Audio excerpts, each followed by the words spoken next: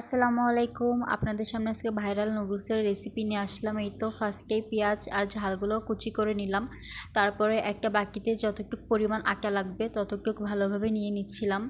এই তো আটা ভালোভাবে নিয়ে নিলাম। এর মধ্যে এবার 1 চামচ পরিমাণ লবণ দিয়ে দিলাম। তারপরে পানি দিয়ে এগুলো মিক্স করে নিচ্ছিলাম ভালোভাবে। অল্প অল্প করে পানি দিয়ে মিক্স করা হয়ে গিয়েছে। তারপরে ঘনত্বটা দেখছিলাম কতটুকু পরিমাণ হয়েছে। তারপরে এর মধ্যে একটা ডিম দিয়ে দিলাম, তাহলে একটু ভালো হবে। তারপরে এই যে ডিমটাও দিয়ে ভালোভাবে এটা মিক্স করে নিচ্ছিলাম। নেওয়ার পরে দেখতে হবে ঘনত্বটা কেমন। তারপরে একটা বোতলে এটা ভরে নিতে হবে। বোতলটা আগের থেকে রেডি করে রাখছিলাম। এই তো বোতলটা নেওয়া হয়ে গেছে। এবার তারপরে একটু তেল দিয়ে ব্রাশে তেল দিয়ে মাখাই নিচ্ছিলাম। তারপরে এই তো দিয়ে দিচ্ছি। এবার আস্তে আস্তে যেরকমভাবে দেখছি আর কি ওরমভাবেই দিয়ে নিচ্ছিলাম। এই তো হয়ে গেছে ভালোভাবে। নুডলসটা আসলেই দেখতে পাচ্ছেন। এবার তারপরে তেলের মধ্যে পেঁয়াজ ঝাল আর লবণ দিয়ে দিলাম। দিয়ে এটা আসলে যেভাবে নুডলস রান্না করতে হয় ওইভাবেই রান্না করতেছিলাম। তারপরে ডিমটাও একটু দিয়ে দিলাম।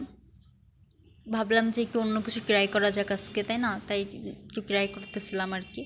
তারপরে এটা ভালোভাবে নাড়াচাড়া করতেছিলাম, মিক্স হয়ে যায়। তারপরে এর মধ্যে একটু সস দিয়ে দিলাম। সস দিলে একটু খেতে ভালো হবে। তারপরে একে একে সব নুডলসগুলো দিয়ে দিচ্ছিলাম যেগুলো করে রাখছিলাম সাইডে, সেগুলো দিয়ে দিলাম। তারপরে মিক্স করে নিচ্ছিলাম সব একসাথে সুন্দর করে।